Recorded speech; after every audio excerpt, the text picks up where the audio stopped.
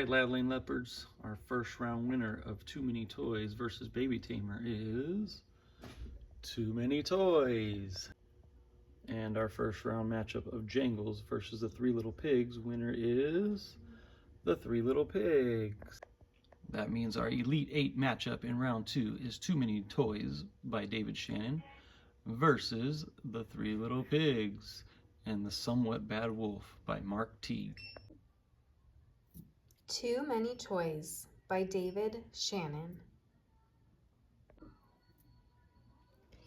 Spencer had too many toys. They covered the floor of his bedroom and piled up in his closet. They were stashed under his bed. They spilled down the stairs and into the living room. He had big toys in his backyard and little toys in his bathtub. Sometimes Spencer played with nice, quiet wooden pool toys. Other times he played with noisy, crazy electronic toys. He had puzzles, board games, and talking books that fueled his mind, and loud, jumpy, frenzy video games that didn't. Spencer liked to make his toys into a parade that stretched from one corner of the house to the other and back again.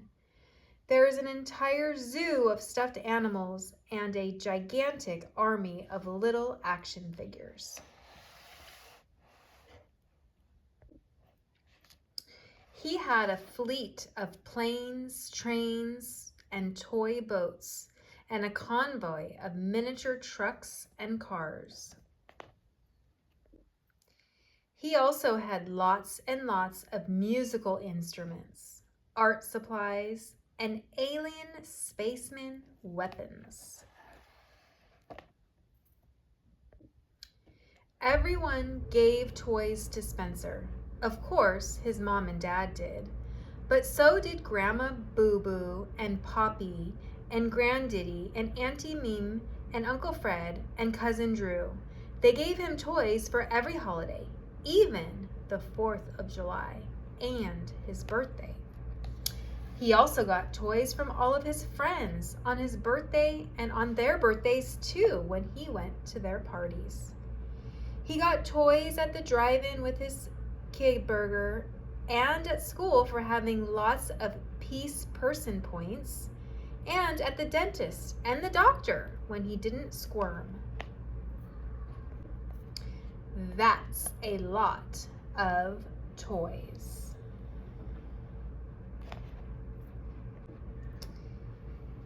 They were becoming a household hazard. Have you ever stepped on a Lego piece in your bare feet or a jack? Well, it really hurts, especially if you weigh as much as Spencer's dad. You can also trip on things like railroad tracks and race cars if you're carrying a load of laundry. One day, Spencer's mom had it up to here with all the toys. "Spencer!" she yelled on her way up the stairs. "You have too many toys." "That's impossible," thought Spencer. Then she said, "We're going to get rid of some of them." "That's a catastrophe. Pick out which ones you don't want," she ordered, "and put them inside this box." "But I love them all," Spencer cried. "All right," his mother said, "I'll help you." She picked up an alien space ninja. "How about this one? You haven't played with this one in years." "But I was just about to." "Spencer," his mother said, "it doesn't have a head." "I'm making him a new one," Spencer replied. "Fine," said Spencer's mother, "but this can definitely go." She put down the alien and picked up a filthy, one-eared bunny. "Not Mr. Fluffers, Mom, how could you?" "This one then," she said. that's Mr. Fluffer's best friend. This one? Mother, have you forgotten? Grandma Boo Boo gave me that for my 4th birthday, and I'll never be four again, ever. Oh, please, Spencer, said his mother, rolling her eyes. Don't be so dramatic. Okay, she said, you can keep that one, but I'm giving away this pig and this Johnny Choo Choo. Tell you what, countered Spencer, I'll let you have the pig, but I get to keep Johnny Choo Choo? What are you, a lawyer now? Asked Spencer's mother. You can keep Johnny Choo Choo, but the cow goes in the box too. Deal? How about the 2 Gingy Goomies instead, said Spencer, and I'll throw in a little peeper of your choice. How about all of them go into the box and you don't watch TV for a week? Spencer decided it was in his best interest to agree. Deal. Finally, some toys in the box, sighed Spencer's mom. I had no idea this would be so much work. She plopped down on the floor next to an egg-shaped pirate that bellowed, "Arr, Arvesty, yay, servy dog, azavi, your derby, arg, derby, arg." Here's another one you can do without, she said. No problem, said Spencer. His mom nearly fell over. What? You're going to give it up just like that? Sure, Spencer replied. That's Dad's. So Spencer and his mom went through every toy box and looked in every closet and under every bed until they had haggled and wrestled and argued over every toy in the entire house.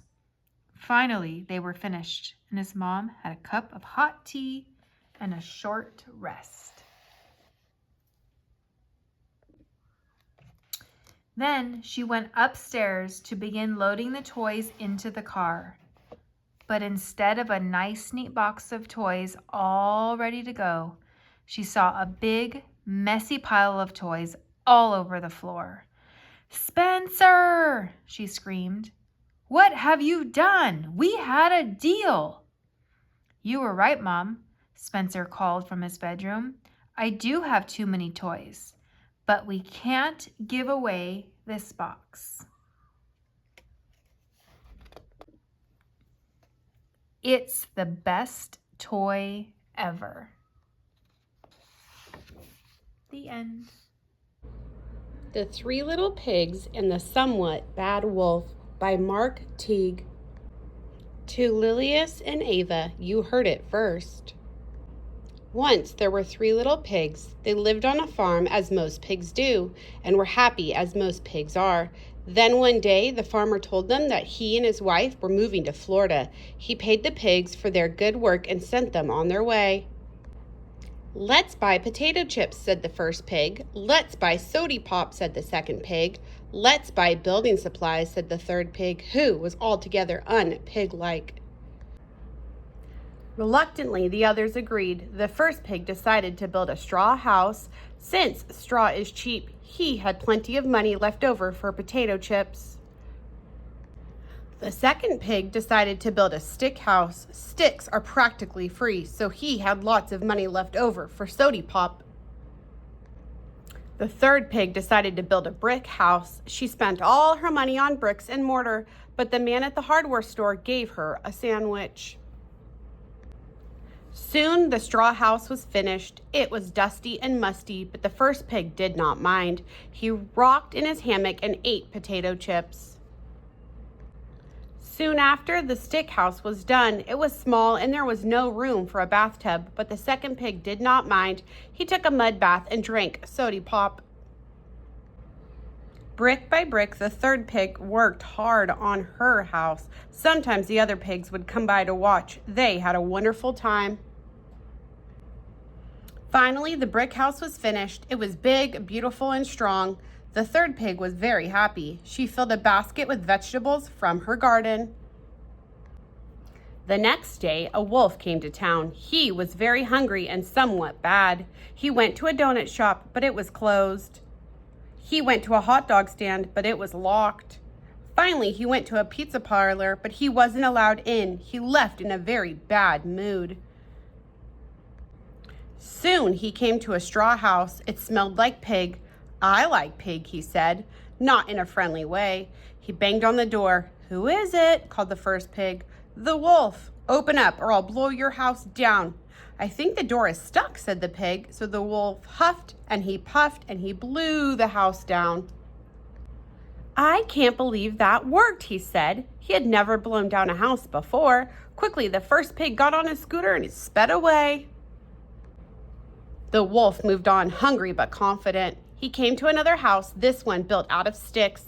"Same piggy smell," he said. He knocked on the door. "Who is it?" called the second pig. "Wolf, open up or I'll blow your house down. Trust me," he added. "I've done it before."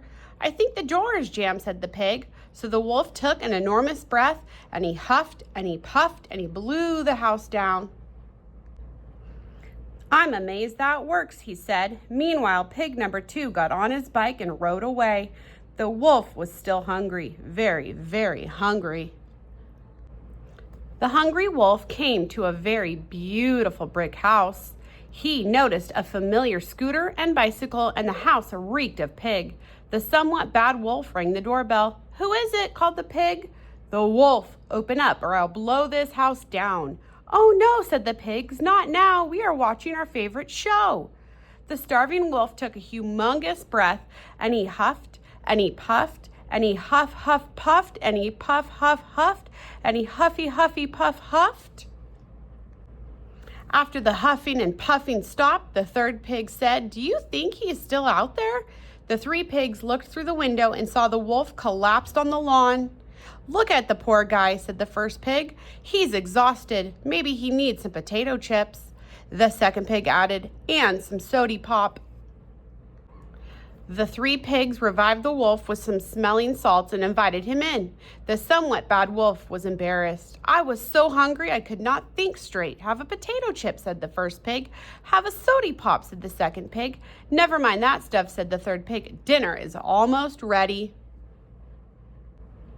Since their houses were wrecked, the first 2 pigs moved in with the third pig. "My house, my rules," she said. She made them clean their rooms before they went out to play. The wolf stayed too, but there was no more huffing and no more puffing, and he was hardly ever bad again. I hope you enjoy both books, and don't forget to vote.